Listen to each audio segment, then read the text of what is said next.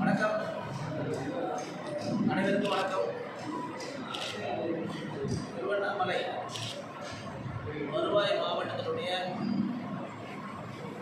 பாரதிய ஜனதா கட்சியினுடைய மாவட்ட தலைவர் தெற்கு மாவட்டத்தினுடைய தலைவர் ரமேஷ், திருவண்ணாமலை வடக்கு மாவட்ட தலைவர் திருமதி கவிதா வெங்கடேசன், முன்னாள் மாவட்ட தலைவருங்க திரு ஏழுமலை, திரு ஜீவா, திரு வெங்கடேசன், முத்துசாமி, பாரதிய ஜனதா கட்சியினுடைய மொத்த காரியகர்த்தர்கள்லாம் கலந்து கொண்டு இந்த பத்திரிகையாளர் சந்திப்பை நடத்தி கொண்டிருக்கோம். தமிழ்நாடு இந்தியா முழுக்க வருவாய் மாவட்டங்களில் இந்த பத்திரிகையாளர் சந்திப்பு நடந்து கொண்டிருக்கு. முக்கியமான செய்தி,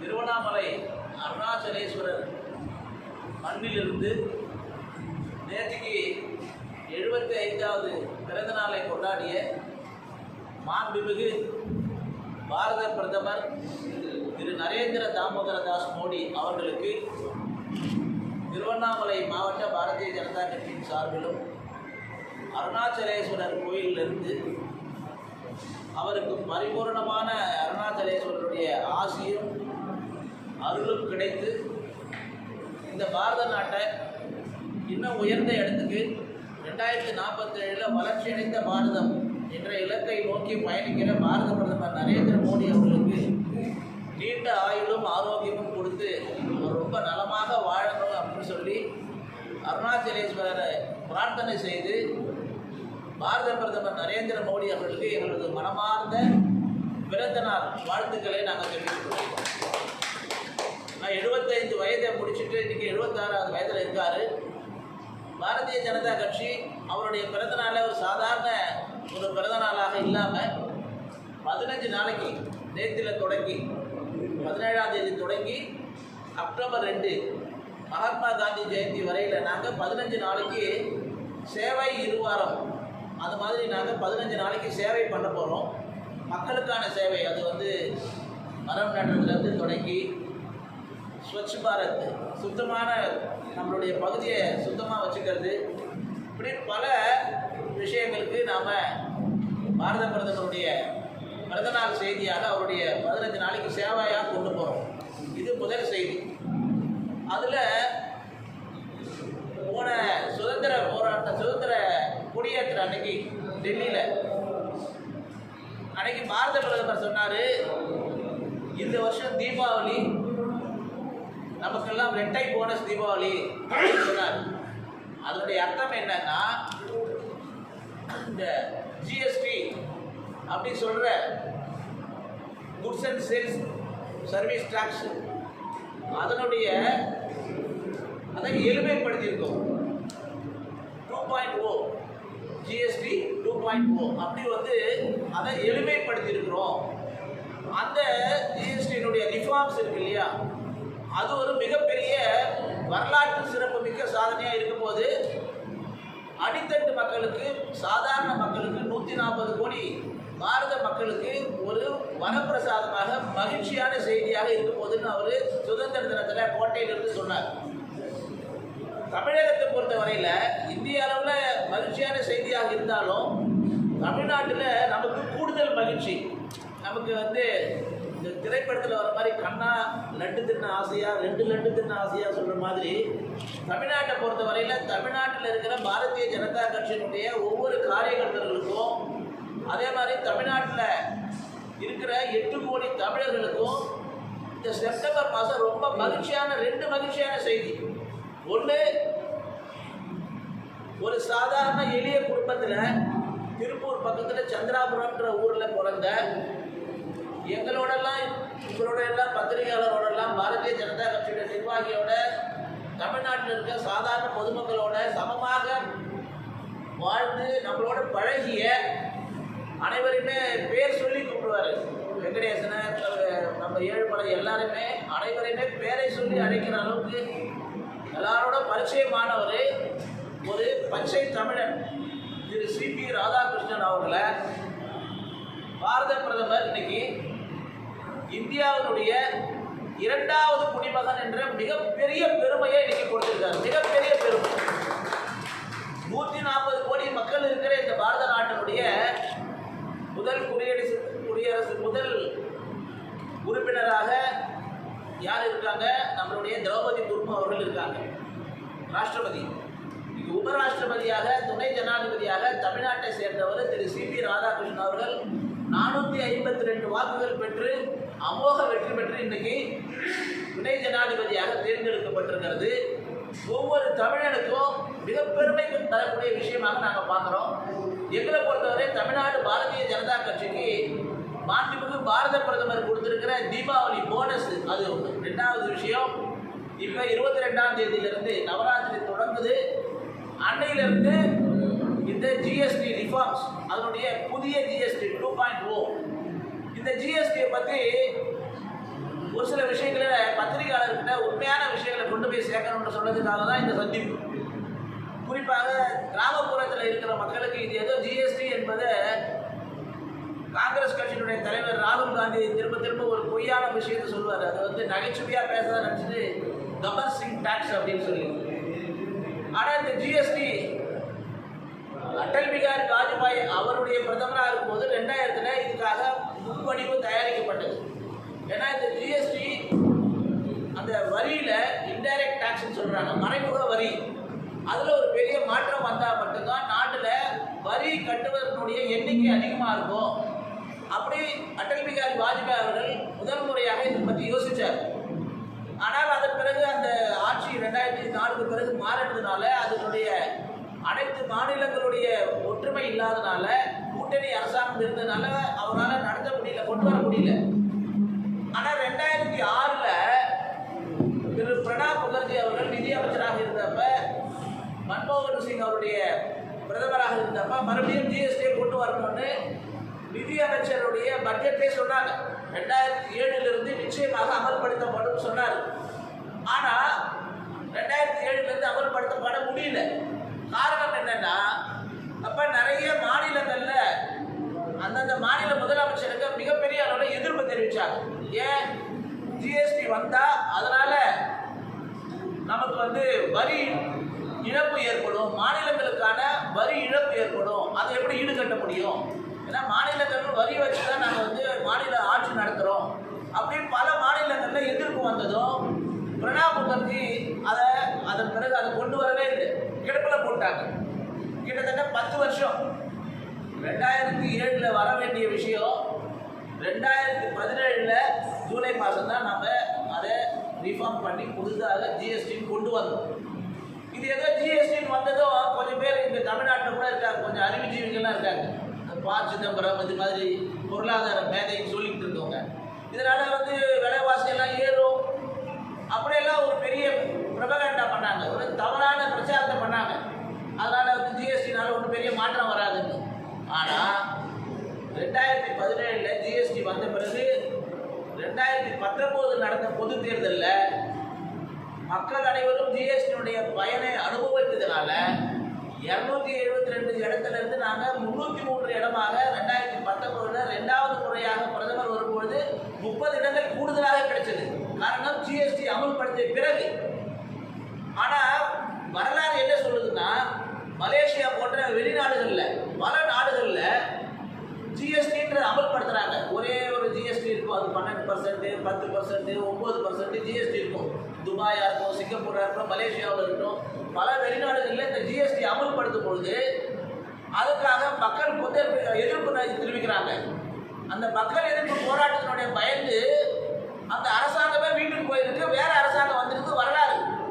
ஆனால் பாரத நாட்டினுடைய வரலாற்றில் 2017 GST வந்த பிறகு 2019 30 இடங்கள் கூடுதலாக பெற்று 303 இடங்கள் வரலாற்று சாதனையாக பாரத பிரதமராக நரேந்திர மோடி 2வது தடவை வந்தார்.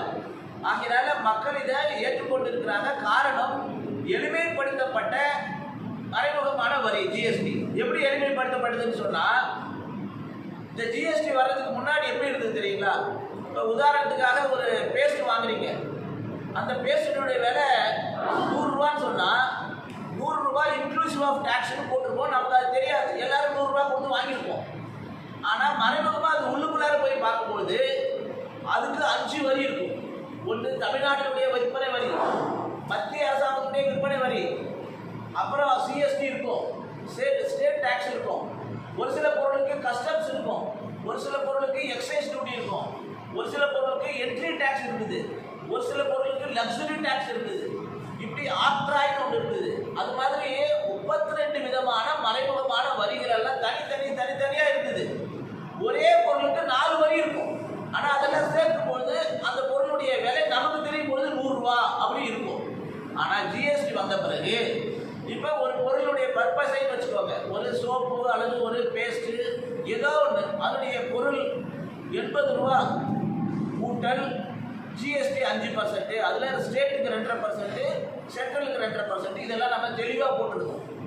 இப்போ அதுக்கு உடனே என்ன சொன்னாங்க, நீங்கள் இத்தனை வரியெல்லாம் வேண்டாம், ஒரே வரியாக வந்து குட்ஸ் அண்ட் சர்வீஸ் டேக்ஸ் கொண்டு வந்தீங்களே, ஆனால் அதில் எத்தனை ஸ்லாப் வைப்பீங்க? இதே மன்மோகன் பொருளாதார புலி மன்மோகன் சிங் சொன்னார், 5%, 12%, 18 விழுக்காடு, 28 விழுக்காடு, இத்தனை பர்சன்டேஜ் வச்சுருந்தீங்கன்னா, இத்தனை ஸ்லாப் வச்சுருந்தீங்கன்னா சாமானிய மக்கள் வந்து எப்படி அதை வந்து ஃபைல் பண்ணுவாங்க?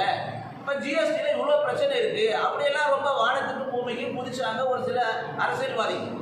ஆனால் இன்றைக்கு நாம் சொன்னோம், படிப்படியாக ஜிஎஸ்டி ரிஃபார்ம் பண்ணுவோம், மறைமுகமான வரியை நாம் படிப்படியாக குறைக்க போகிறோம்னு சொன்னோம். அதுதான் நம்மளுடைய சுதந்திர தின உரையில் பாரத பிரதமர் சொன்னார், இனிமேல் 5%, அதை விட்டால் 18%, நடுவில் 12% இல்லை, 28% இல்லை. இதில் முக்கியமான விஷயம், தீபாவளி வரப்போகுது, நவராத்திரி வரப்போகுது, பல நல்ல மகிழ்ச்சியான செய்தி. சாதாரண பொதுமக்கள், அன்றாட விவசாயி, கூலி தொழிலாளி, அவன் பயன்படுத்துகிற எல்லா பொருளும் மிக குறைந்த அளவில் டாக்ஸ் இன்னைக்கு வந்துச்சு.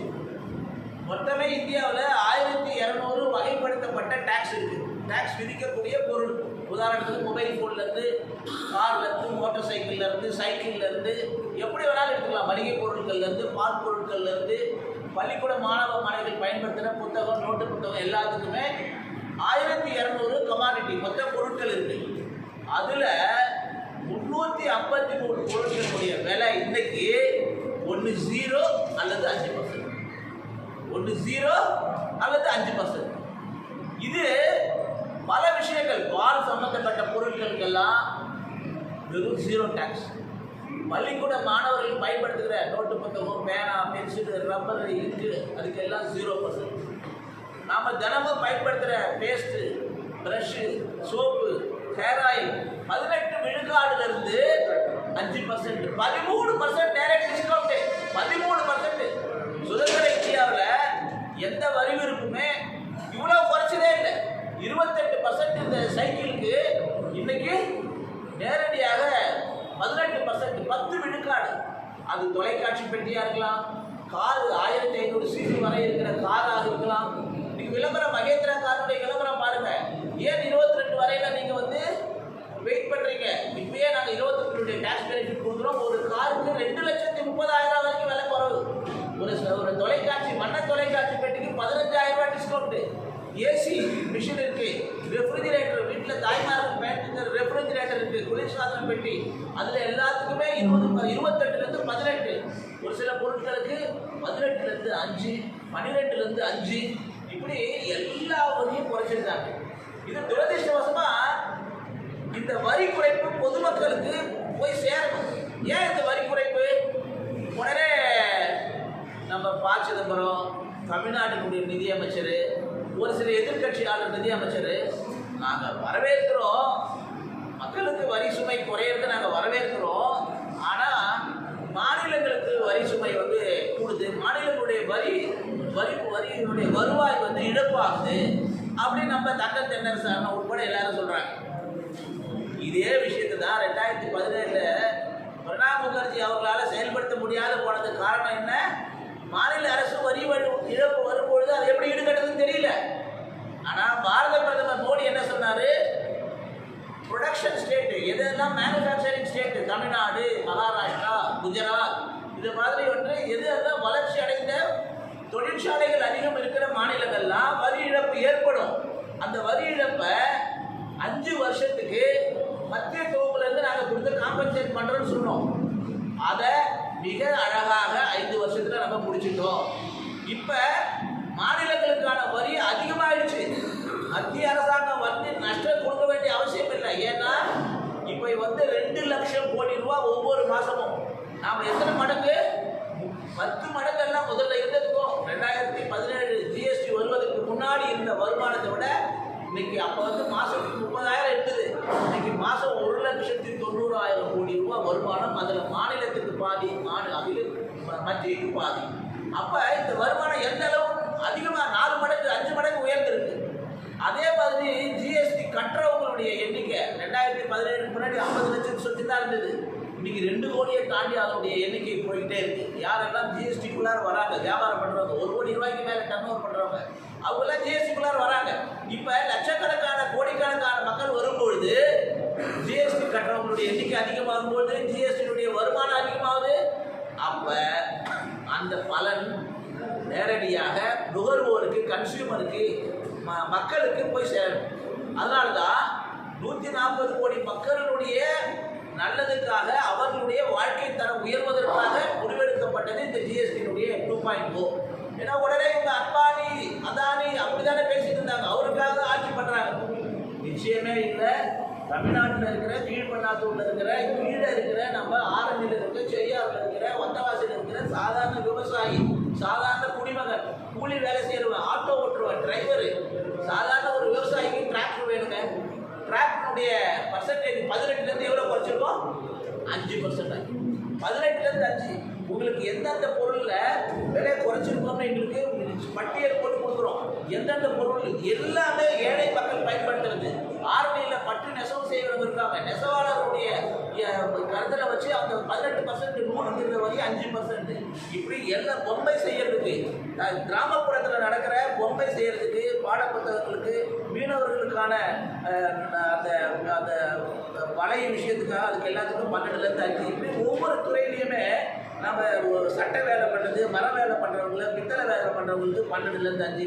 12% 5 பொம்மைகள், பாரம்பரிய பொம்மைகள் செய்கிறது, நீர் பாசனத்துக்கான இந்த ட்ரிப் இரிகேஷன் அதுக்கான விஷயத்தில் 12% 5. முக்கால்வாசி பொருளை 5க்கு கொண்டு வந்தோம். எல்லாமே அடிப்படை விஷயம்.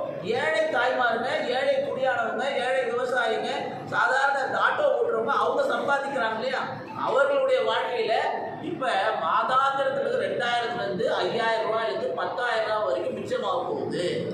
இதை நாங்கள் பத்திரிகை, நீங்கெல்லாம் வந்திருக்கீங்க, பத்திரிகை கிட்ட ஒரு வேண்டுகோள் என்னன்னா, இந்த மேனுஃபேக்சரிங் இண்டஸ்ட்ரி இருக்காங்க இல்லையா, வியாபாரம் பண்றவங்க, பொருட்களை தயாரிக்கிறவங்க, அவங்களுக்கெல்லாம் ஒரு வேண்டுகோள்.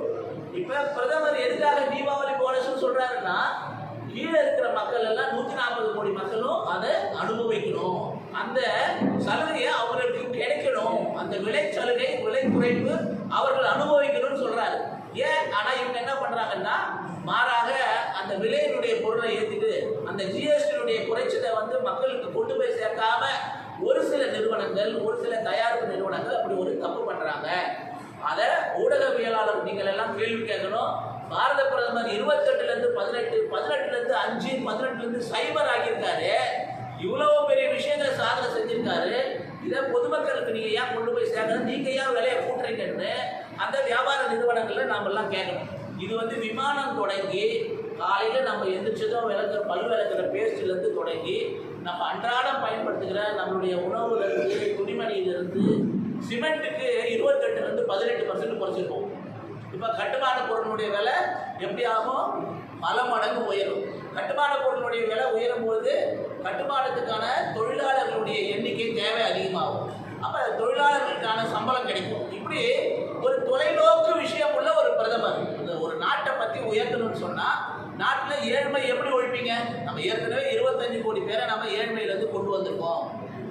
கொரோனா காலத்தில் ஒரு பாரத பிரதமர் 140 கோடி மக்களுக்கும் இலவசமாக 3 முறை, ஒரு சிலருக்கு 2, ஒரு சிலருக்கு 3 தடுப்பூசி கொடுத்தோம். எப்படி சாத்தியப்பட்டது? இதெல்லாம் தொலைநோக்குவாக சிந்திச்சார் பிரதமர். அதனாலதான் இதெல்லாம் முடிக்க முடிஞ்சது. நேற்றுக்கு அவருடைய பிறந்த நாளுக்கு பப்புவா குவியா அப்படின்னு சொல்லி ஆப்பிரிக்காவில் இருக்கிற ஒரு நாட்டினுடைய அதிபர் அவருக்கு அவருடைய மனமார்ந்த பிறந்த நாள் வாழ்த்தை எப்படி தெரிவிக்கிறாருன்னா, அவர் காலில் விழுந்து நான் நமஸ்காரம் பண்ணுறேன்னு சொல்கிறாரு. ஏன்னா எங்கள் நாட்டு மக்களுக்கு நீங்கள்லாம் கொரோனா தடுப்பூசி இலவசமாக கொடுத்து காப்பாற்றுறீங்க. உலக தலைவனாக உலகத்தில் இருக்க 27 நாடுகளுடைய உலகத்து தலை சிறந்த அந்த நாட்டுடைய உயரிய விருதுகளெல்லாம் பெற்ற ஒரே தலைவர். இன்றைக்கு நோபல் பரிசு இந்த சமாதானத்துக்கான பரிசு கொடுக்கணும்னு சொன்னால் உலகத்தில் ஒரு தலைவருக்கு கொடுக்க முடியும்னு சொன்னால் அதற்கு தகுதியான ஒரே தலைவனாக நரேந்திர தாமோதர் மோடி அவர்கள் இருக்கார். அவருடைய பிறந்த நாளில் நாங்கள் கோரிக்கை வைக்கிறோம். அதோட இப்படிப்பட்ட ஒரு உலக தலைவனை பாரத பிரதமராக நம்ம கிடைச்சிருக்கு, நமக்கு ரொம்ப பெருமை. இந்த ஜிஎஸ்டி ரிஃபார்ம்ஸ், இந்த ஜிஎஸ்டி 2.0 அதனுடைய உண்மையான விஷயங்களை அடிப்படையில் இருக்க ஒவ்வொரு மக்களுக்கும் கொண்டு போய் சேர்க்கணும் அப்படின்னு சொல்லிட்டு தான் எங்களுடைய ஒரே நோக்கம். இந்த பத்திரிகையாளர் சந்திப்பை எல்லா ரெவென்யூ மாவட்டத்திலையும் இன்னைக்கு காஷ்மீர்லேருந்து கன்னியாகுமரி வரைக்கும் நடத்துவதற்கான நோக்கம் இதுதான். இந்த ஜிஎஸ்டி 22ஆம் தேதியிலிருந்து அமலாக போகுது. 22ஆம் தேதிக்கு பிறகு பார்த்தீங்கன்னு சொன்னால் எல்லா மக்களுக்கும் ஒரு சிறிய பலனாவது இந்த ஜிஎஸ்டி மூலமாக இந்த நாட்டில் இருக்க 140 கோடி மக்களுக்கும் கிடைக்க போகுது. ஏழை எளிய மக்களுடைய காவலனாக, சமூக நீதி காவலனாக, விவசாயிகளுடைய நண்பனாக, மீனவர்களுடைய நண்பனாக இன்னைக்கு பாரத பிரதமர் நரேந்திர தாமோதர் மோடி இருக்காரு. அவருடைய செய்தியை, அவருடைய பிறந்தநாள் செய்தியை உங்களிடெல்லாம் சொல்வதற்காகத்தான் இந்த பத்திரிகையாளர் சந்திப்பு. இந்த சந்திப்பில் நான் மாநில துணைத் தலைவராக இந்த பத்திரிகையாளர் சந்திப்பில் கலந்து கொள்வதில் எனக்கு கூட மிக்க மகிழ்ச்சி. ஜிஎஸ்டி தொடர்பாக ஏதாவது கேள்விகளும் சந்தேகமும் இருந்தால் பதிலளிப்பதற்கு தயாராக. உயிர்காக்கும் மருந்து பொருட்களுக்கு இல்லை, உயிர்காக்கும் மருந்து பொருட்களில் பாரத பிரதமர் மோடி அவருடைய மக்கள் மருந்தகத்தை நீங்கள் போய் பாருங்கள். அதுதாங்க மக்கள் மருந்தகம். இப்போ நாடு முழுக்க 10,000க்கும் மேற்பட்ட மருந்தகம் இருக்குது. வெளியில் இருக்கிற மருந்துக்கும் மக்கள் மருந்தகத்துக்கும் 30 விழுக்காடுலேருந்து 70 விழுக்காடு ஒவ்வொரு மருந்தும் விலை கம்மியாங்க. ரெண்டாவது, இன்னைக்கு நிதியமைச்சர் சொல்லியிருக்காங்க, கேன்சர் உட்பட உயிர்காக்கிற மருந்துகளுடைய 38 முக்கியமான மருந்துகளுடைய டேக்ஸை 18லேருந்து முதல்ல 12 வந்தது, இப்போ 12லேருந்து 5 ஆகலை, 0 ஆகிடும். எல்லா உயிர்காக்கும் மருந்துகளுக்கும் 0 ஆகிடும். ஏன்னா இவர் மக்களுடைய நலன், ஏழை பங்காளன். மோடி ஏதோ பான்மெட் சில்ட்ரன் ஸ்கூல்லாம் கிடையாது, வெளிநாட்டிலேருந்து குதிக்கல. அவர் ஏழை தாயினுடைய மகனாக இருந்ததுனால தான் இன்னைக்கு 10 கோடி பேருக்கு இலவசமாக கேஸ் சிலிண்டர் கொடுத்துருவோம். 12 கோடி பேருக்கு விவசாய கிராமப்புற மக்களுக்கு டாய்லெட் கட்டி கொடுத்துருக்கோம். எல்லாருக்கும் 80 கோடி மக்களுக்கு மாதம் அரிசி பருப்பு ரேஷனில் கொடுத்துருக்கோம். இதெல்லாம் யார் கொடுக்குறாரு? நரேந்திர மோடி கொடுக்குறாரு. இதெல்லாம் இவங்க தமிழ்நாட்டில் முதலமைச்சர் ஒரு மருந்தகம் திறந்தாரு. எந்த ஊரில் இருக்குது? அந்த மருந்தகத்தில் என்ன விற்கிறாங்க? இட்லி மாவு வித்துட்டு இருக்காங்க. தெரியுமா உங்களுக்கு? அந்த மருந்தகத்தில் இட்லி மாவு வித்துட்டு இருக்காங்க. ஏன்னா மருந்தகம் பேருக்கு மருந்தகம் ஒன்றுமே இல்லை. அதாவது இந்த புளியை பார்த்து பூனை சூடு போட்டுக்க மாதிரி நாங்கள் சப்கசாத் சப்க விகாசம் பிரதமர் சொன்னால் இவர் ஒன்றா எல்லாருக்கும் எல்லாம் இவர் ஒரு புதிய தமிழ் படுத்திப்பார். இப்படி எல்லாத்துக்கும் ஒரு ஸ்டிக்கர் ஒட்டிக்கிட்டு ஒரு தமிழ் பேரை வச்சுப்பார். நம்ம ஒரு நேற்றுக்கு கூட முக்கியமான நாள் நம்ம விஸ்வகர்மா ஜெயந்தி, அதுக்காக ஒரு திட்டம் போட்டு இந்தியா முழுக்க 1 லட்சம் ரூபாய்க்கு மேலே வட்டி இல்லாமல் கடன் கொடுத்து அந்த தொழிலை ஊக்குவிக்கிறதுக்காக பிரதமர் பண்ணால் இவர் கலைஞருக்கான கலைஞர் கைவினைஞர் திட்டம் போட்டு அதை குடிசேவராக்கி அதனால யாருக்கு என்ன பலன்? மத்திய அரசாங்கம் கொடுக்குற திட்டத்தை எல்லாத்துக்குமே தமிழில் வைக்க ஒரு பேரை வச்சுப்பாரு. நாம் சக்கி நிவாசம் ஒன்று இருக்குது. இந்த சென்னையில் மகளிர்லாம் வேலை செய்கிற மாதிரில தங்கி படிக்கிறதுக்கு ஒரு இடம், அது ஃப்ரீயாக மத்திய அரசாங்கம் கொடுக்குது. இவர் உடனே தோழி விடுது மாதிரி அதே தான் வேறு பேரை மாற்றி ஒட்டிப்பார். இவர் ஃபோட்டோ அப்பா ஃபோட்டோ ஒட்டிப்பார். அதை தவிர திமுக ஸ்டிக்கர் ஓட்டுற ஆட்சியில் வேறு ஒன்றும் நடக்காது. திராவிட மாடல் ஆட்சி என்ன நடக்குது? திராவிட மாடல் ஆட்சியாக தெரியல. இந்த தமிழ்நாட்டில் இருக்கிற இன்றைக்கி இருக்கிற அரசியல் சூழ்நிலையில் மக்கள்லாம் ஒரு கொதிப்பில் இருக்காங்க. இந்த அரசுக்கு எதிரான ஒரு மனநிலை இருக்காங்க இல்லையா? இதை திசை திருப்பதுக்காக புதுசாக ஏதாவது வார்த்தையில் முதல்வர் ஸ்டாலின் ஓரணியில் தமிழ்நாட்டில் ஏதோ பசங்க வார்த்தைகள்லாம் சொல்லிட்டு இருக்காரு. ஆனால் பொதுமக்கள் மத்தியில் ஒரு பெரிய விரக்தி, எதிர்ப்பு இருக்குது. இன்றைக்கி தங்கம் தென்னரசு இதை எதிர்க்க வேண்டிய அவசியம் என்ன இருக்குது? என்ன பண்ணியிருக்கணும்? வரவேற்றிருக்கணுங்க. பாரத பிரதமர் தமிழனுக்கு இந்தியாவுடைய 2வது புரோட்டோகால் 2வது இடம் 2வது குடிமகன்ற உயர்ந்த இடத்துக்கு கொண்டு போகிறாரு. அவர் ஆர்எஸ்எஸ்காரர், நாங்கள் அவர் ஓட்டு போட மாட்டோம். அவர் தமிழையா? முதல்ல நீங்களாம் என்ன தமிழ் விரோதி திமுக, தமிழ் இனத்துக்கு விரோதி, தமிழுக்கு விரோதி. ஏன்னா அவர் தமிழர் ஆட்சி நடத்தலை, திராவிட ஆட்சி நடத்துகிறாங்க. திராவிடன் ஒன்று இல்லை. அதனால் இது ஒரு ஏமாற்று மேலே ஒரு பசப்பு வார்த்தையை சொல்லி ஏமாற்றிட்டு இருக்காங்க. இது 26 தேர்தலில் நிச்சயமாக செல்லுபடி ஆகாது. தங்க தென்னரசுலாம் நிச்சயமாக பாடம் சொல்லுவாங்க. ஏன்னா இது எவ்வளோ பெரிய ஒரு சந்தோஷமான விஷயங்க. ஒரு 18 விழுக்காடுலேருந்து 5 விழுக்காடு வருது டிராக்டருக்கு. ஒரு ஏழை விவசாயி ஒரு டிராக்டர் வாங்குறாங்க.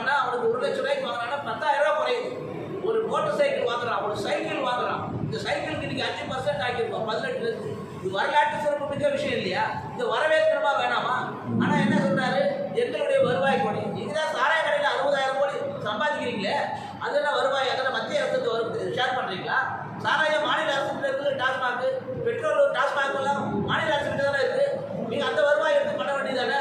எதுக்கு மக்களுக்கு ஒரு சலுகை கொடுக்குறாருன்னா அதே ஒரு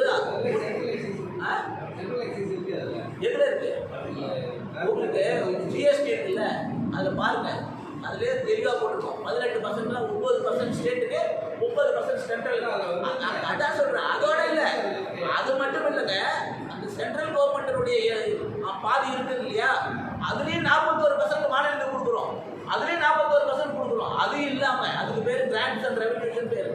அது இல்லாமல் ரோடு போடுறது, விமான நிலையம் கட்டுறது, இன்னைக்கு 2 மடங்கு விமான நிலையம் அதிகமாக இருக்குது. எல்லாமே வந்தே பாரத் எக்ஸ்பிரஸ், தமிழ்நாட்டுக்கு மட்டும் 11 அந்த வந்தே பாரத் எக்ஸ்பிரஸ் கொடுத்துருக்கோம். இப்படி விமான நிலையம், விமான ரோடு, இந்த விமானத்தினுடைய எண்ணிக்கை, ரயில்வே, சாலை பணி, இதெல்லாம் யாருடைய பணம்? இதெல்லாம் சென்ட்ரல் கவர்மெண்ட் தான். இதுலேருந்து தான் எடுத்து கொடுக்க முடியும். அதனால வளர்ச்சியை நோக்கிய அரசாங்கம் மத்திய அரசாங்கம், இந்த விளம்பர அரசாங்கம், விளம்பர மாடல், இலவசத்தை நோக்கிய அரசாங்கம் மாநில அரசாங்கம். இதுதான் மத்தியக்கும் மாநிலத்துக்கும் உள்ள வித்தியாசம் சொல்றேன்.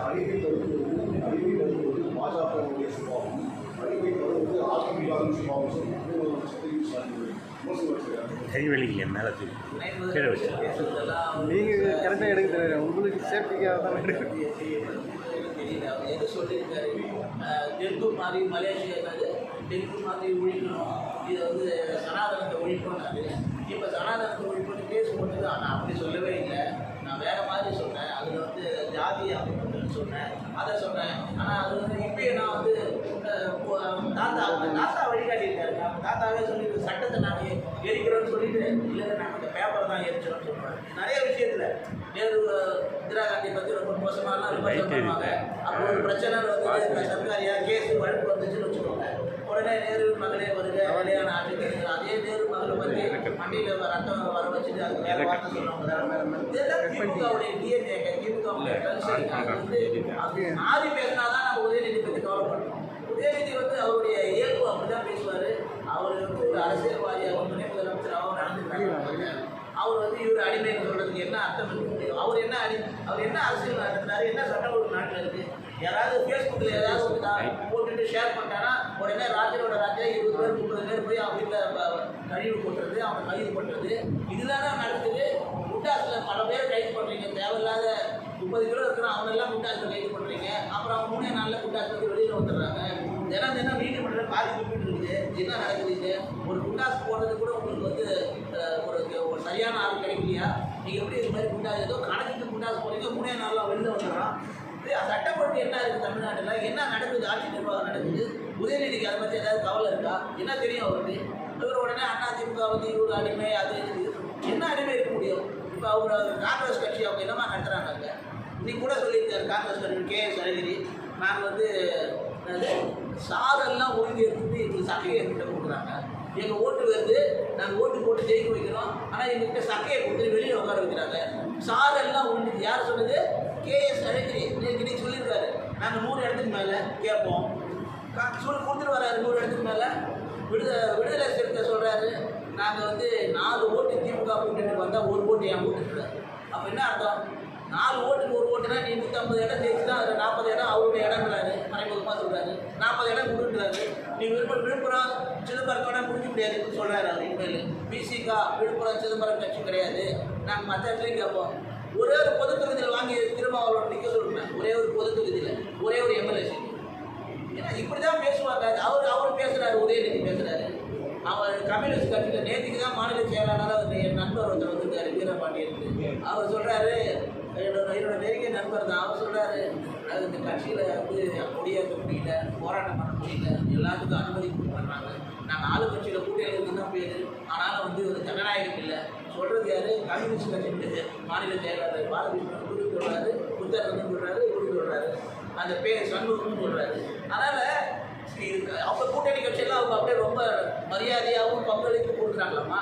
இல்லை அடுத்த ஆட்சியில் வந்து நாங்கள் எல்லாருக்கும் பங்கு கொடுக்குறோம், ஆட்சியில் பங்கு சொல்கிறது தயாராக இருக்கார் உதயநிதி. உதயநிதி பேசுறதெல்லாம் ஒரு பெருசாக சீரியஸாக நம்ம எடுத்துக்கிட்டோம். எல்லாருடைய கோரிக்கையும் மத்திய ரயில்வே அமைச்சர்கிட்ட நாங்கள் தேவைப்படுற எல்லா விஷயமான கோரிக்கை, ஒரு சில இடத்துல நிறுத்தம் ஸ்டாப் தேவைப்படுற இடத்துக்கான கோரிக்கை எல்லாமே கொடுத்துருக்கோம். ஒரு சில கோரிக்கைகளை உடனடியாக பரிசீலனை பண்ணியிருக்காங்க, ஒரு சில கோரிக்கைகளை ரெக்கமெண்டேஷன் பண்ணியிருக்காங்க. எங்கள் மாவட்ட தலைவர் ரமேஷ், கவிதா, எங்கள் முன்னாள் மாவட்ட தலைவர்கள்லாம் ஒரு சில ரெக்கமெண்டேஷனை மாநில தலைவர் மூலமாக, அண்ணன் நயனா நாகேந்திரன் அவர்கள் மூலமாக அவருடைய அஸ்வினி வைஷ்ணவ் ரயில்வே மந்திரி அவர் கொண்டு போய் சேர்த்துருக்கோம். அதுதாங்க இப்போ மாநில அரசு ஒரு சில விஷயத்துக்கு உதவி பண்ணணும், எல்லாம் கையெழுத்து பண்ணுறதுலாம். நாம் அதுக்கான எல்லா முயற்சியும் எடுத்துருக்கோம். மக்களுடைய கோரிக்கைகளை, குறிப்பாக மக்கள் கோரிக்கைகளை தான் நாங்கள் எடுத்துகிட்டு போய் எங்களுடைய அகில பாரத தலைவர்கிட்டையோ மத்திய அமைச்சர்கிட்டையோ கொடுக்குறோம். முழுக்க முழுக்க 100% அவங்க நிறைவேற்றுவதற்கு முயற்சி இருக்கிறாங்க. மக்களுடைய சின்ன பிரச்சனை இருந்தாலும் அதை வந்து சரி பண்ணுறதுக்கான முயற்சி இருக்கிறாங்க.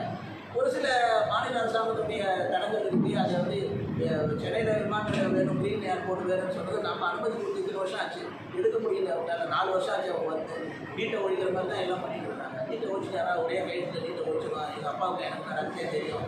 இன்றைக்கி வந்து ஏன் வந்து ராகுல் காந்தி சொன்னாராம் நீட்டை நான் வந்தால் ஒழிக்கலான்னு ஒரு ஐடியா வச்சுருக்கேன்னு சொன்னாராம். அவரை நம்பி இவர் சொன்னாராம்.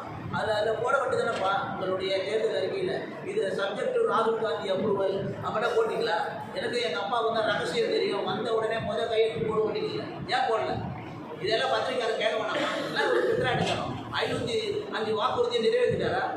எதையும் நிறைவேற்றல ஒழுங்கா, 10-20% கூட நிறைவேற்றல ஒழுங்கா. இது எல்லாமே அறகுறை. அனைத்து மகளிருக்கும் உரிமை தொகை எங்கே கொடுத்தீங்க? அனைத்து மகளிருக்கும் உரிமை தொகை எத்தனை பேர் கொடுத்தீங்க? 2.5 கோடி பேருக்கு எங்கே கொடுத்தீங்க? 1 கோடி 5 லட்சம் பேர் கொடுத்தீங்க. மீதி பேருக்கு அவங்களுக்கு உரிமை இல்லையா? அவங்களுக்கு தகுதி இல்லையா? நீ யார் தகுதியை முடிவு பண்ணுறதுக்கு? இப்போ 4 வருஷம் கழிச்சு உங்களோட ஸ்டாலின், ஓரணியில் தமிழ்நாடு இந்த பம்மாத்து வேலைலாம் பண்ணுறேன். எத்தனை பேர் இப்போ 4 வருஷமாக அவங்களுக்கு ஏன் கொடுக்கல பணம்? அப்போ மாதம் 1000 ரூபா இந்த 4 வருஷத்துக்கு சேர்த்து கொடுங்க அவங்களுக்கு. நாங்கள் மகாராஷ்டிராவில் கொடுத்தோம் 1500 6 மாதம் வந்து ஆரம்பித்ததுலேருந்து 6 மாதம் முன்னேறிட்டு எல்லாரும் வங்கி கணக்கு கொடுத்தோம். 1500 அடிஷ்னலாக 5 மாதம் சேர்த்து கொடுத்தோம் 7500 ரூபா. அந்த மாதிரி கொடுக்க சொல்லுங்க ஸ்டாலினை. பத்திரிகையில் தான் கேட்கணும்.